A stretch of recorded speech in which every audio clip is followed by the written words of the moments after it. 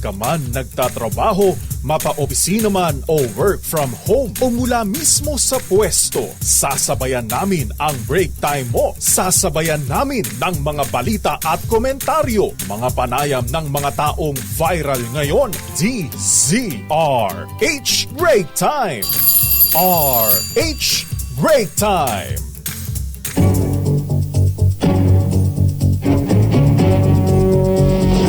Magandang hapon ho, Luzon, Visayas, Mindanao, Worldwide.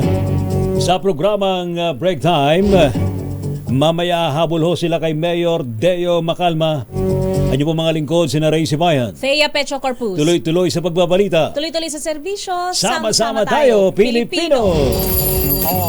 RH Break Time. Sa pong headlines, bad news. Mga misis, mga mister. Bad news nga.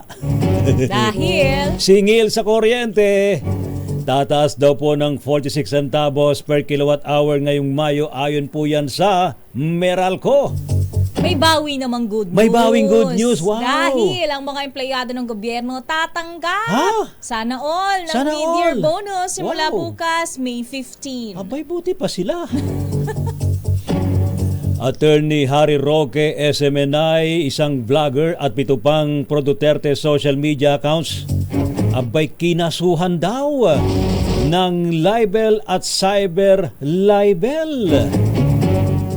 Vice President Sara at mga opisyal ng DOLE, CHED at TESDA gigisahin sa Kamara sa issue ng TVET course. DOE at ERC officials dinikdik sa Senado. Mga planta daw po'y nabuking na wala palang regular inspections. Task Force El Nino pinaghahanda sa pagpasok naman ng La Nina. Epekto ng La Nina posibleng maranasan simula sa buwan ng Hunyo. Grupong Piston at Manibela sumugod daw po sa Korte Suprema. TRO kontra PUV Modernization Program hiniling. Higit 100 Chinese nationals na inaresto sa ni-raid na Pogo pinatapon pabalik ng China. Mga nagpapatrulyang sundalo sa Kalinga abay tinamaan ng kidlat. 2 ho ang patay, 4 ang sugatan. Pangulong BBM idineklara ang buwan ng Hulyo bilang Philippine Agriculturists Yun. Month. Wow! RH Break Time. Ito na po tayo sa ating mga balita. Bad news muna, bago ang good news. Ba't ba naunang bad news? Para maganda yung Para makabawi ka agad. makabawi. Ayun, Mababawian diba? mo. Hindi yung masistay sa'yo is yung bad. So, mas mainam na mauna muna yung bad kaysa yung good. Correct. Yun. Sila kayo mamaya, meron ding good news yan. May dagdag na singil sa kuryente ang Meralco ngayon pong buwan ng Mayo. Sa abiso ho ng kumpanya na sa 46 centavos ang itataas ng singil sa kuryente sa bawat kilowatt hour. Ito po ay katumbas ng 92 pesos sa mga kumukonsumo ng 200 kilowatt hours per month, habang nasa 231 pesos naman sa mga kumukonsumo ng 500 kilowatt hours. Ang taas singil po ay dahil po sa mas mataas daw ho, as usual, ng generation charge at pagmahal sa presyo naman ng wholesale electricity spot market OSM. Samantala, makatatanggap na Ayun. ang mga kawani ng Buti pa gobyerno sila. ng kanilang mid-year bonus simula bukas, Mayo 15. Ayon kay Department of Budget and Management Secretary Amena Pangandaman, ang mid-year bonus ay katumbas ng 1 buwang basic pay ng mga kwalipikadong empleyado. Ang bonus ay ibinibigay sa mga kawani ng nagtatrabaho ng hindi bababa sa 4 na buwan mula Hulyo 1 ng nakaraang taon hanggang Mayo 15 ng kasalukuyang taon. Dapat din na nasa serbisyo mula Mayo 15 ng kasalukuyang taon at nakatanggap ng hindi bababa sa satisfactory performance rating sa pinakahuling performance appraisal.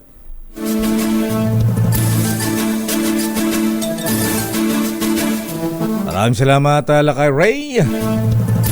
Samantala sa iba pang mga balita, Kinasuhan naman ni dating Senador Antonio Trillanes IV ng libel at cyber libel sa Quezon City Office, City Prosecutor at NBI si dating Press Secretary Attorney Harry Roque, kasama na ang SMNI, vlogger na si Banat Bay at 7 pang Pro Duterte social media accounts.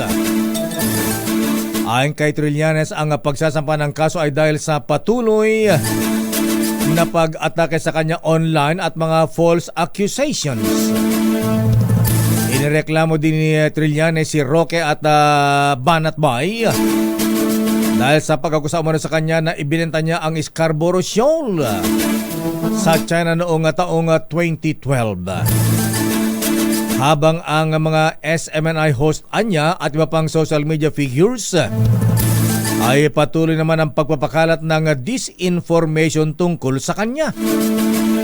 Narito si dating Senador Antonio Trillanes. Ito ang ating pushback dun sa kanilang pag-disseminate ng false information at mga fake news laban sa akin. Dito makikita na kung ano yung binibintang nila sa akin, na ito yung basis ng aking mga libel and cyber libel charges, yun pala sila ang gumagawa. Sila pala yung nagkompromiso nitong interest ng ating bansa dyan sa West Philippine Sea. Samantala, dapat nang tapusin ang investigasyon sa PIDEA leaks kung wala nang ilalabas na bagong testigo. Ito ang iginiit ni House Assistant Majority Leader Jill Bongalon kaugnay ng questionabling testimonya ni dating PIDEA Intelligence Officer Jonathan Morales. Kaugnay nito, sinabi ni Bongalon na dapat imbitahan ni Senator Bato de la Rosa sina Arturo Las Cañas at Eduardo Asierto dahil naging bahagi niya sila ng mga investigasyon noon. Si Las Cañas ang self-confessed na miyembro ng Davao Death Squad at si Asierto naman ay veteranong anti-drug operative na may kredibilidad anya na humarap sa mga investigasyon at makapagbibigay linaw sa mga aligasyon ng drug campaign. Narito si Bongalon. May co-plan, may legitimate operations, and therefore, for the purposes of having a fair discussion about drug-related cases, let's call these guys Asierto and Las Cañas, and we'll see kung sino po talaga ang nagsasabi ng totoo and kung ano talaga ang totoong o kaya ang realidad patungkol sa war on drugs dito po sa ating bansa. And let these guys tell the whole world na kung anong kinalaman nila or ano ang nalalaman nila patungkol sa droga at mga naging biktima, most especially during the previous administration. Handa namang humarap sa anumang investigasyon si dating PNP Chief General Oscar Albayalde ukol naman sa investigasyon ng International Criminal Court. Sa panayam ng DZRH, sinabi ni Albayalde na sakaling magkaroon ng imbitasyon ang Kongreso o kaya ay Department of Justice ay tutugon at harap siya sa mga pagdinig. Ito naging pahayag ni Albayalde matapos siyang pangalanan ni dating Senador Antonio Trillanes IV sa expose nito na posibleng maimbestigahan din sa ICC. Nagtanong din ang dating PNP Chief kung handa rin ba siya sakaling mabigyan ng arrest warrant na batay sa tansya ni Trillanes ay dating na sa June o kaya July. Narito si dating PNP Chief General Albayalde. Kailangan po nating na mag-establish kung meron po talagang kaso o wala. I think hindi pa po ongoing yung investigation. At wala pa nga tayong nakukuhang official coming from the DOJ. How can you issue a warrant of arrest kung ni-investigasyon pa po ay wala pa? Samantala, pinasalamatan din ni Albayalde si Pangulong Bongbong Marcos Jr. dahil sinabi nito na hindi niya hahayaan na manghimasok sa Pilipinas ang anumang foreign entity tulad ng International Criminal Court para mag-imbestiga. Sa iba pang balita, pinatatawag ng House Committees on Basic Education and Culture at Higher and Technical Education ang top officials ng Department of Labor and Employment, Technical Education and Skills Development Authority, Commission on Higher Education at Department of Education. Ito ay para linawin ang layunin na nilagdaang Joint Memorandum Circular na mag-i-integrate sa Technical and Vocational Education and Training course sa lahat ng strand ng senior high school. Pangunahing iniimbitahan si Vice President at DepEd Secretary Sara Duterte dahil hindi umano sumasagot ng maayos sa mga tanong ng komite ang resource persons mula sa kagawaran. Isa sa mga kinikwestiyon ng mga mababatas ay kung bakit isasama ang TVET course kahit sa may mga strand kung saan ang estudyante ay magpapatuloy ng kolehiyo. Kinastigo naman ni Senator Francis Chis Escudero ang pamunuan ng Department of Energy at Energy Regulatory Commission dahil sa kawalan ng regular na inspeksyon sa mga planta ng kuryente.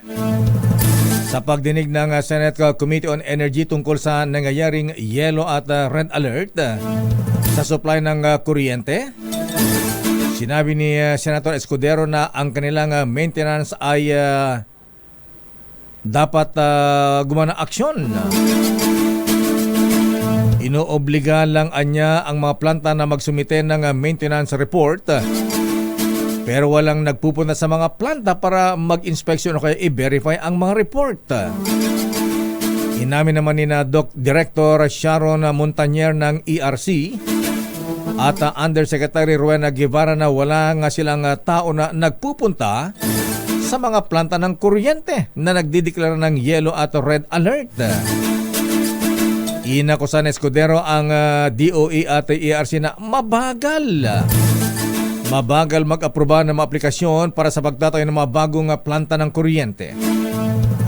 Para kay Escudero, hindi sana nararanasan ang mga yellow at red alert o kakapusan ng supply ng kuryente kung mabilis ang mga nasabing tanggapan sa pag-aproba ng pagtatayo ng mga bagong power plants. Samantala, muling isa sa ilalim sa yellow alert ang Luzon at Visayas Grid dahil sa manipis na supply ng kuryente. Ayon sa National Grid Corporation of the Philippines, umiral ang yellow alert sa Visayas Grid simula kaninang 1:00 hanggang 4:00 ng hapon at mula 6:00 hanggang 9:00 ng gabi. Sinabi ng NGCP na 16 na planta ang bumigay sa Visayas sa pagitan ng Abril hanggang Mayo. Sa Luzon Grid naman ay nasa yellow alert status na ito simula kaninang 1:00 hanggang 5:00 ng hapon at mula 8:00 hanggang 10:00 ng gabi. Sa datos mula sa NGCP, 6 na planta naman ang bumigay sa pagitan ng Abril hanggang Mayo sa Luzon. Ang kapalpakan ng mga power generation companies ang dahilan ng mga serya ng red at yellow alerts mula 2016 hanggang 2023. Dapat hanggang 2024 na. Sa ginawang presentation ng NGCP, lumalabas na 226 mula sa 234 system yellow at red alerts ay dahil sa generation issues. Katulad na lamang na hindi planado o emergency shutdowns. Batay sa kabuang datos ng NGCP, 90% ng mga power plants ay nasa unplanned shutdown habang 10% lamang ang planado. Ayon naman kay Marinduque Congressman Lord Alan Velasco, Chairman ng House Committee on Energy, malinaw na may problema tayo sa kuryente. Sabi ni Velasco, dapat maayos na ito at dapat mawala na ang mga nangyayaring serye ng red at yellow alerts o kakulangan ng supply ng kuryente. Dumako naman tayo sa ating ulat panahon. Pinaghahandaan na ng Task Force El Nino ang pagdating ng panahon ng La Nina. Ayon kay Defense Secretary Gilberto Teodoro, pinakikilos na ang lahat ng ahensya at departamentong kabilang sa Task Force alinsunod sa direktiba ni Pangulong Bongbong Marcos. Kailangan anyang maging handa kaugnay ng ulat ng pag-asa na posibleng mabuo ang La Nina mula sa buwan ng Hunyo hanggang Agosto. Samantala, sinabi naman ni Task Force El Nino spokesperson Assistant Secretary Joey Villarreal programa na magiging critical pa rin sa supply ng pagkain, tubig at enerhiya ang huling bugso ng El Nino. Babalikan natin ilang pang detalye ng ating mga balita. Mahigit 100 Chinese nationals na inaresto sa mga ni-raid na illegal pogo operations. Ipinadeport na pabalik ng China kaninang umaga. Samantala, mga nagpapatrulyang sundalo sa Kalinga Mountain Province, naku, tinamaan ng kidlat. Dalawang sundalo ang patay at 4 ang sugatan. Samantala, Pangulong Bongbong Marcos Jr. idineklara ang buwan ng Hulyo bilang Philippine Agriculturist Month. Ang detalye na mabalitang yan sa ating pagbabalik. Sa ating palatuntunang break time, standby Edniel Parosa, ha? Yung atin ito collision, yung mga 100 bangka na pupunta sa West Philippine Sea. Abay, papalaot na ngayon. Wow. At Bukas ng madaling araw. bukas pa ng madaling araw. Ayan, So nagpe-prepare pa lang ngayon, Lakay. Ready na ba si Edniel? Dumating ba yung binili nating salbabida sa kanya? Ha? Tsaka floaters jug galing sa Siumart? Ayan. Naihipan ba? Ayan. Standby Edniel Parosa. Bukas pa pala, ha? Abay, akala ko Palawan sila. Andyan pala sila sa Botolan na Sambales. Ayan.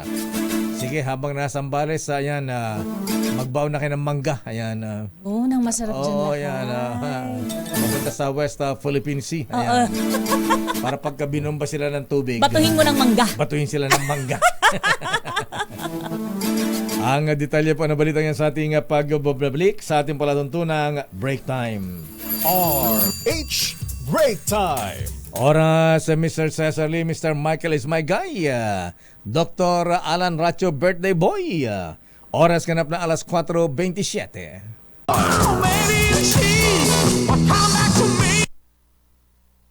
Yan, pumapasok na yan. Ito dapat ha? Someone told me long ago. Bata, parang walang ulan yata ngayong Pag-asa, ha? Kaya, Ayan. kanina Lakay. Umulan ba? Tanghali Saan? sa LA. Lower Antipolo. Medyo may umulan. kalakasan. Oo, talaga? Pero mga 30 minutes, ganyan or less lang. Sana tuloy-tuloy na yan. Pero sandali lamang, Edniel, ha? Batiin lang natin happy birthday si Boss Pogi. Yan, Lakay. Si Juan Manuel Elizalde. Ayan. Ang president ng JBRI. At Steve Goles, happy birthday. At Jenny Galang at Andrew Asuncion. At kay Kuyang Jonathan Galang at Jason Ong. Happy birthday. At Kuyang Carlos Isagani. Alamin nga natin ang report ni Edniel Parosa. Akala ko Edniel na pumalaot na kayo. Abay sila ay biyaheng Baho de Masinloc ba? At sila po ay nasa Botolan, Sambales ngayon. Abay bukas pa pala sila papalaot. At ilang bangka ayan ang pupunta doon. At sino-sino sila. Alamin natin report mula kay Edniel Parosa. Edniel, anong oras kayo papalaot dyan sa Sambales sa bukas? Lakay at Mistea, madaling araw bukas ay Oh. nakatakda na nga pumalaot itong ikalawang civilian mission ng ating ito coalition nila yung ipagwagwagan sa buong mundo itong pag-aari ng Pilipinas, itong exclusive economic zone. Pero isang araw bago itong pagliliig na ito ay kinumpirma ng Philippine Navy na magpapadala ito ng isang barko para bantayan ay ikalawang civilian mission ng ating ito coalition. Sa isang panayam, sinabi ni Philippine Navy spokesperson for the West Philippine Sea Commodore Roy Vincent Trinidad na may hindi na pinangalan ng barko ang nakatoka para i-monitor ang regata na gagawin bukas hanggang sa Biyernes. Pero iginiit din ng atin ito na mananatiling sibilyan ang kanilang paglalayag sa kabila ng close coordination ng hukbong dagat. Sa huling press briefing dito sa Botolan, Zambales, bago ang pag-arangkada ng misyon, sinabi ni atin ito co-convener at akbayan President Rafaela David na bukas itong nakikipag-usap ngayon sa National Task Force for the West Philippine Sea. Pero tiniyak ng isa pang co-convener na si Ed De La Torre manatili lamang na nakadistansya ang mga barko ng Navy maging ng Philippine Coast Guard sa kanilang convoy. Pakinggan natin si Akbayan President Rafaela David.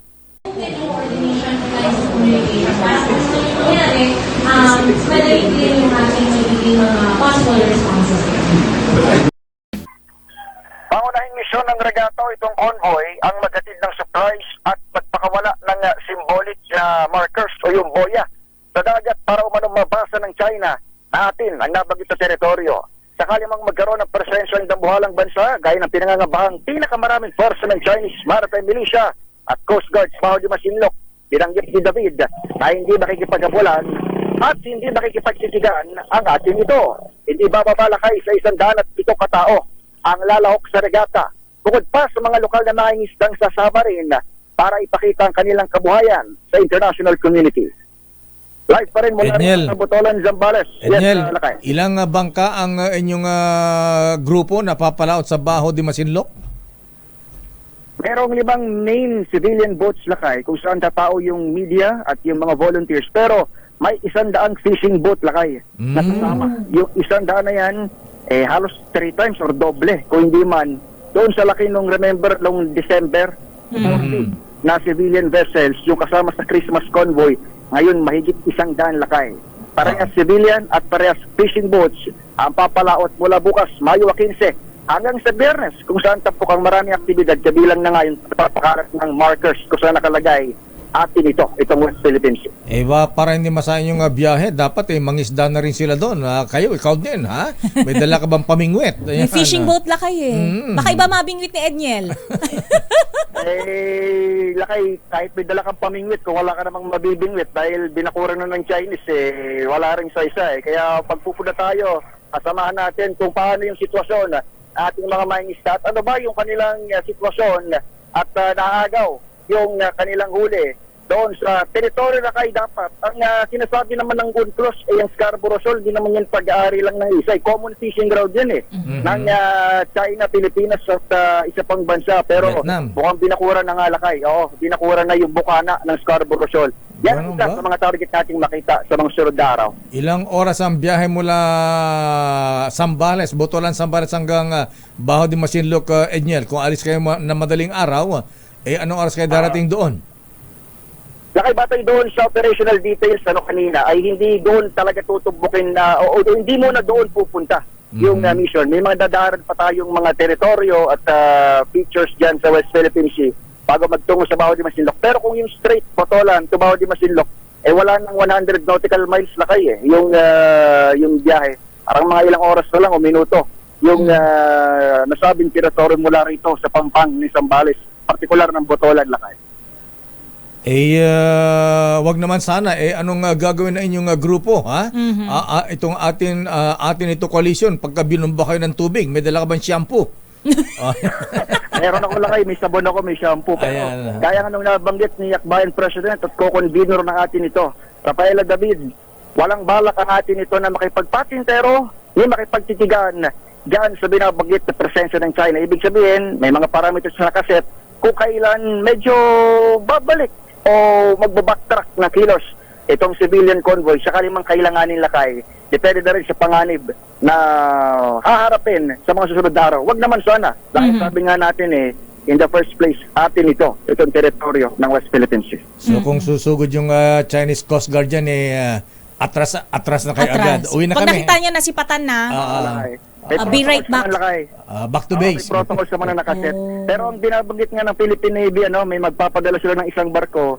Yun nga lang, hindi na nila binanggit kung anong distansya o anong layo para sa operational details na rin ito. At syempre, kapag medyo malapit kasi yung Navy ship, hindi siya magmumukhang civilian convoy. Baka mas lalo pang pagmula ng tensyon itong hukbong dagat o puwersa ng ating militar dyan sa karagatan. Nakita mo na yung sasakyan ninyo, Edniel, bukas? Pictures pa lang Pero speaking of Miss Thea, yung sinakyan nila last year, talagang malaking barko yun na kinarga lahat yung mga tao ng media ngayon. Medyo mas maliit siya yung barko. At talagang fishing boat yung sasakyan, 5 main fishing boat, tapos 100 mas maliliit pa. Kasama na dyan yung mga representatives from the IPs at yung mga lokal na mga mangingisda dito na rin sa Zambales. Ayan, may mga, so yung sasakyan ng mga fishermen, yung dikatig, yung may sa gilid, Oo, may pang-balanse. may kawayan. Oo, may pang-balanse. Lakay, correct. Ganon ang itsura, Lakay. Sasakyan natin bukas. Fishing Kaya, boat lang naman. so, wag naman sana, hindi naman natin inaabangan din, pero sakali mang magkaroon ng harassment o pangungulit yung ating paboritong kapitbahay na bansa, wag naman, dahil kung ang Coast Guard ship nga, hindi kinakaya. Paano pa itong mga maliliit na fishing boat, Lakay? Ayan, dyan na lang sa paligid ng Sambales. Huwag na kasi kayong ano-ano doon. Pero sa ating ito nga daw kasi, Lakay. Kaya ang problema kasi, Lakay, at Miss Thea, yung mga mangisda dito sa Zambales, kapag pumalaot sila, dahil nga wala na, hindi na gano'ng karami na huli nila like before, nanatili sila ng weeks, even months dyan sa karagatan, dahil pinostea na ng China yung Scarborough Shoal. Yun ang dahil ko bakit may resupply mission. Para yung mga mangisda natin nasa karagatan pa rin, makatira ng langis, pangkurudo sa kanilang mga bangka o mga pagkain habang sila nanatili ng mas matagal na panahon dyan sa kasabing bahagi ng West Philippines. Okay, maraming salamat, Edniel. Ingat ka at sana naiparating sa'yo ni Romel Fertes yung binili kong salbabida at saka floaters galing SM. Maraming salamat, Lakay, Miss Thea. Magbabalik ang DZRH News kasama ng ating ito coalition at ng ikalawang civilian convoy hanggang sa araw ng Biyernes. Balik sa inyo, Lakay, Miss Thea. Maraming salamat, Edniel. At kidding aside, ayan, ingat kayo dyan. Ayan, yes. At pagkaparating na sila, hands up na. Ayan, atras na kami. Ayan, Okay. Okay, bye-bye. Bye-bye. Shishe. Flash Report. Flash Report! Naku, malungkot na balita mga bigan. Isang negosyante, kinidnap sa Makati. Ayan, mga kidnappers tinutugis ngayon ng PNP Anti-Kidnapping Group. Naku, sinong negosyante ito, Alamin natin report mula kay Aris number 30. Eric Dastas, please come in. Eric. Lakay, Mayor, isang banyaga nga ang na-rescue ng mga otoridad. Na-rescue na? Isang banyaga ang na-rescue ng mga otoridad na pinaniniwala ang biktima ng kidnapping sa Makati City na pinaghahanap na ngayon ng upa ang mga sospek matapos ngang abandonahin na ang biktima na nakagapos at nakapiring ang mga mata nito sa isang bayan sa lalawigan ng Cavite. Antabayan pa ang ating ibang detalye ng naturang insidente. Yes, go ahead. Foreigner ka mo, puti, Amerikano, Chinese, Japanese? Anong profile? Asia ito, Asian. Asian, Asian national to. Nasa Asian ang Lakay Mayor. Yung lalaki, babae? Lalaki ito, Lakay Mayor. Lalaki ito. At ito isang negosyante na nitong nakaraang araw ay ito'y dinukot ng hindi pa nakikilalang mga suspect dyan sa Makati. Saan nga ay ito'y dinala sa isang bayan dito sa lawigan ng Cavite. Ayan, so at least safe na siya. Safe na, pero ngayon ay nagkakaroon ng follow-up operation itong mga otoridad sa pinagsanib ng puwersa ng PNP Anti-Kidnapping Group ang Provincial Police Office ng Cavite upang maaresto itong mga suspect na nasa lalawigan na ngayon ng Cavite. Kay Mayor. Maraming salamat, Eric. Back to you. Flash Report. Flash Report! Maraming salamat, Eric Dastas. So isang foreigner mahabigan ng kinidnap, dinukot, pero ito po ay na-rescue na ng anti-kidnapping group dyan po sa Cavite. Flash Report. Flash Report! Standby sa ating mga reports. Pinadeport na sa kanilang bansa ang 167 Chinese nationals na inaresto sa illegal na Pogo Hub sa Bamban, Tarlac nung nakalipas na taon. Naku, ito ba yung mga empleyado ni Mayor Alice Guo na hindi niya alam kung saan siya ipinanganak at kung kailan siya ipinanganak? Hindi niya na matandaan, Lakay.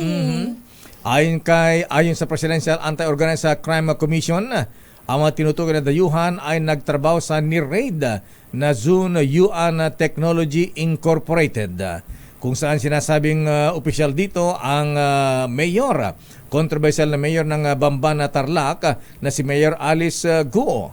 Ang mga deportees ay binigyan ng escort. Uy, may mga babae pa. Oh. When lakay. Paano ko puro mga lalaki lang? Ayan. Ayon sa ang mga deportees ay binigyan ng escort mula sa PAOK CC at PNP Criminal Investigation and Detection Group para sa kanilang flight patungo ng Shanghai, China. Sinabi ni PAOK spokesman Winston Casiao na natuklasan na ang 167 Chinese nationals ay sangkot sa mga illegal na aktibidad online, katulad na lamang ng investment at love scam, gayon din ang cryptocurrency scam. Ganon na. Si Mayor, di ba kinasabi si Mayor? O nga, ba't ito namang hinuli? Ba't hindi hinuli mo opisyal? Correct. Oo. Dapat inuli mo opisyal. Yung puno, lakay, di ba? Samantala, patay ang 2 sundalo habang sugatan naman ang 4 na iba pa matapos na matamaan ng kidlat sa Pasig, Kalinga. Kinilala ang mga nasawi na sina Corporal Andrew 5 Monterrubio at Private First Class Inmongog Arongchay. Habang ang masugatan ay sina Sergeant Dennis Bananaw, PFC Melvin Danggalan at PFC Abigail Awingan at PFC Riel Angya. Sa report ni RH41 Romy Gonzalez, nagsasagawa ng security operation ang mga tropa ng 54th Infantry Battalion ng Philippine Army ng tamaan ng kidlat. Wow. Samantala, generation na companies wala pang naparusahan ng Department of Energy at Energy Regulatory Commission. Kahit mas marami ang unplanned outages, kaya merong red at yellow alert ayon kay Senator Chis Escudero. Aris number 28, Raymond Advance, please come in. Raymond. Mayor, dismayado ang mga senador dahil isang buwan na ang mga nangyayaring red at yellow alert sa supply ng kuryente, ngunit wala pang naparurusahan sa mga kumpanyang may-ari ng mga pumalpak na planta. Sa hearing ng Senate Committee on Energy ni Senator Rafi Tulfo, iniulat ni na Director Sharon Montanier ng ERC o Energy Regulatory Commission at Undersecretary Rowena Guevara ng Department of Energy na padadalhan pa lang ng show cause order ang mga generation companies. Inisa-isa ni Senator Francis Escudero ang mga araw na mas marami ang unplanned kaysa planned outages na mga planta. Ibinigay na halimbawa na noong April 16 ay 8 lang ang planned outage, ngunit 28 ang unplanned. April 17, 8 din ang planned, ngunit 27 ang unplanned outage. Sa April 18, 7 lang dapat ang planned, ngunit 26 ang unplanned. Yung May 6, 6 lang ang planned, ngunit 11 ang unplanned. Ang masaklat nito ay nakadepende lang ang DOE at ARC kung ano ang report sa kanilang dahilan ng mga generation companies. Kaya ang tanong ni Senador Chis Escudero ay kung paano mapapatawa ng multa o parusa ang mga planta ng kuryente. Narito ang bahagi ng pananalita ni Senador Chis Escudero. Let's look at May 6. 6 lang ang dapat na planned outage, 16 ang force, 3 ang maintenance na unplanned, so total of 19 unplanned. Does not this highlight, Director Sharon, Yusek Guevara, the fact that you should monitor the plants more closely because we have more unplanned outages than we do planned outages? Bahagi ng pagtatanong kanina ni Senador Francis Chis Escudero. Para sa kauna-unahan sa Pilipinas, DZRH. Ito si Raymond Advance, tuloy-tuloy sa pagbabalita, tuloy-tuloy sa serbisyo. Sama-sama tayo, Pilipino. Maraming salamat, Raymond. Samantala, dating presidential spokesperson Harry Roque at ilang mga vloggers at personalidad ng SMNI inireklamo ni former Senator Trillanes sa Quezon City Prosecutor's Office. Idetali mo, RH5 Val Gonzalez. Val. Misterya mga kasong libel at cyber libel ang inihaing kaso ni dating Senador Antonio Trillanes IV laban kay dating presidential spokesperson at ilan pang mga individual. Ito ay may kinalaman sa umano'y patuloy na pagpanat laban sa kanya sa usapin ng Scarborough Shoals at China Back Channel Talks noong taong 2012. Bukod kay Roque, kabilang din sa mga nireklamo ng dating senador ang vlogger na si Byron Cristobal o mas kilala bilang si Banat Bay, bilang reporter ng SMNI Sunshine Media Network at ito pang mga pro-Duterte social media pages. Gayon din ang isang Guillermina Parido. Ayon kay dating senador Trillanes, ay nag-aakusa sa kanya na nagbayad ng pera para tumistigo laban kay dating Pangulong Duterte. Hit ni Trillanes, sa kabila ng naipaliwanag na niya sa ilang mga hearing noon ng mga natalakay sa back channeling, pero hindi raw tumitigil ang nabanggit na mga personalidad at paulit-ulit pa rin ang pagbanat sa kanya. Tiwala naman si Trillanes na makuha na siya ngayon ng hostisya, agay na hindi nito nakuha ng panahon na ang nakaupo sa Malacanang ay si dating Pangulong Rodrigo Duterte. Para sa kauna-unahan sa Pilipinas, EZRH, ako naman Val Gonzales, tuloy-tuloy sa pagbabalita, tuloy-tuloy sa serbisyo. Sama-sama tayo, Pilipino. Maraming salamat, Val Gonzales. Babalikan po natin ilang pang detalye ng ating mga balita. Si dating House Speaker Pantaleon Bebot Alvarez abay dadalo sa hearing ng House Ethics Committee. At sektor ng turismo nakabawi na ay naman kay Pangulong Bongbong Marcos. Ang detalye po na mabalitan yan sa ating pagbabalik. RH Break Time. Oras Bishop Ephraim Fautagana, alas 4:53. Kumusta ka na, Chang? Balikan natin ang mga reports. Uy, get well soon kay Kuyang Marlon Nanalen. Nakut, itong si Kuyang Marlon Nanalen, mga brethren sa TM Masonic Lads. At dyan sa Bulacan, abay siya po ay na-confine sa, nasa ICU si Kuyang Marlon. Ayan, pagaling ka Kuyang, ha? Get well soon. Sa May Kawayan Doctors Hospital. Samantala, sektor ng turismo nakabawi na ayon kay Pangulong Bongbong Marcos. Aris number 14, Let Narciso, please come in. Miss Let. Lakay, Miss Thea, patunay daw ang mataas na tourist arrival sa Pilipinas na nakabawi na ang sektor ng turismo. Iniulat ng Department of Tourism na higit 2 milyon ang bumisita sa bansa sa unang bahagi pa lamang ng taon. Sa kanyang mensahe sa Tourism Summit 2024 na binasa ni DOT Secretary Cristina Frasco, kinilala ni Pangulong Ferdinand Marcos Jr. ang pagiging magkatuwang ng gobyerno at pribadong sektor sa pagsusulong ng industriya ng turismo. Ayon sa Pangulo, dahil sa mahuhusay na industry leaders, content creators at key players sa tourism community ay nagawang mangibabaw ng Pilipinas sa ibang tourist destinations. Dahil dito, malaki rin niya ang naging ambag ng sektor ng turismo sa paglikha ng trabaho at paglago ng ekonomiya. Muli namang nanawagan si Pangulong Marcos sa lahat para sa patuloy na pangangalaga sa kapaligiran at wastong paggamit ng likas na yaman. Noong 2023, nakapagtala ang DOT ng 5.5 million inbound tourists na 15% mas mataas kumpara sa higit 4.8 million na target para sa taon. Para sa kauna-unahan sa Pilipinas, DZRH, ito si Let Narciso, tuloy-tuloy sa pagbabalita, tuloy-tuloy sa serbisyo, sama-sama tayo, Pilipino. Maraming salamat, Miss Leth. Samantala, dating Speaker Pantaleon Alvarez kinumpirma ang pagdalo sa hearing ng House Ethics Committee. I-detalye mo, RH12, Milky Ganan. Manang Milky. Kaya at lakay, dadalo sa hearing ng House Committee on Ethics si dating House Speaker at Davao del Norte 1st District Representative Pantaleon Alvarez.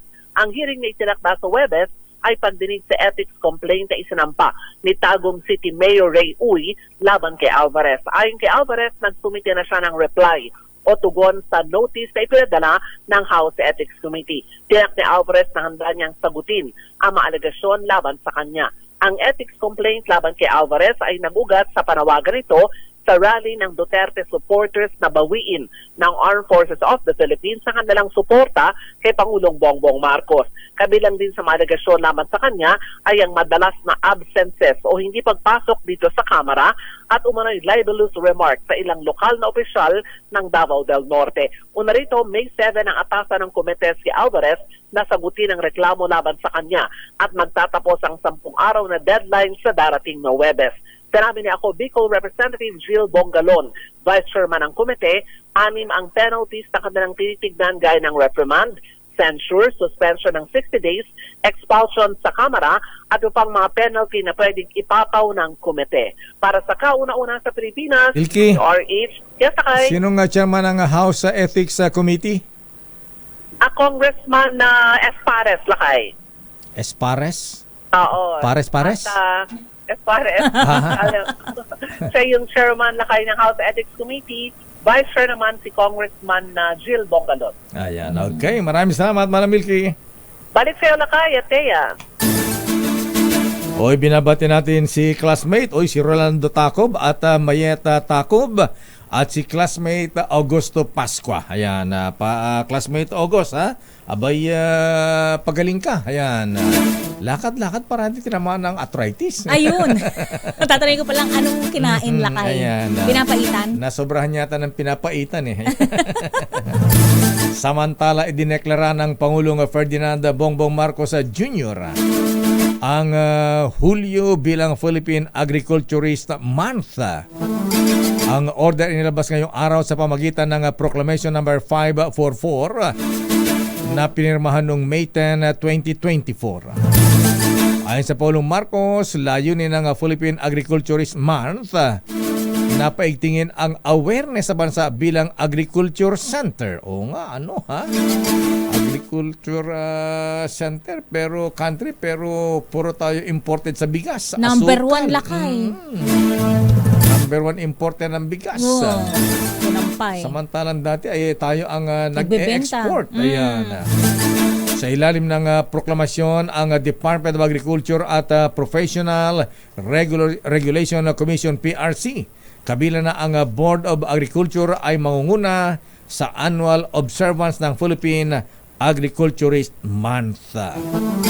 Pero absuelto na rin sa kaso ang 72 pang kawani ng National Food Authority na una ng pinatawan ng preventive suspension dahil sa umano'y NFA rice scam. Batay sa 23 pahinang desisyon ng Ombudsman na may petsang May 13, 2024 at pirmado ni Ombudsman Samuel Martires, inaatasang bumalik sa trabaho ang warehouse supervisors ng NFA na nakatalaga sa 11 regional offices. Matatandaang noong March 4 nang suspindihin ng 141 na opisyal at empleyado ng NFA dahil sa nabunyag na iligal na bentahan ng buffer stock nito sa mga pribadong rice trader. Sa nabanggit na bilang 96 na ang naibabalik sa kanilang mga pwesto pero may 45 pa na patuloy na iniimbestigahan kasama si dating NFA Administrator Roderico Bioco. Samantala, sumugod naman sa Supreme Court ang mga jeepney drivers na miyembro ng Piston at Manibela kaninang umaga. Patuloy nilang inaapila ang paglabas ng korte ng temporary restraining order sa ipinatutupad na Public Utility Vehicle Modernization Program. Sinabi ng dalawang grupo ng mga jeepney drivers na tanging ang Supreme Court ang may kapangyarihan upang salba ang kanilang kabuhayan. Hindi lang anyan sila ang apektado kundi maging ang publiko na umaasa lamang sa pampublikong transportasyon. Una nang sinabi ng LTFRB na hindi na magkakaroon ng total jeepney phase-out, kundi papalitan lamang ang modern units ang mga lumang traditional na jeep na hindi na roadworthy. Samantala, inihayag ng Land Transportation Office na iniulat nila kay Pangulong Bongbong Marcos na wala ng backlog sa lisensya at plaka pagsapit ng July 1.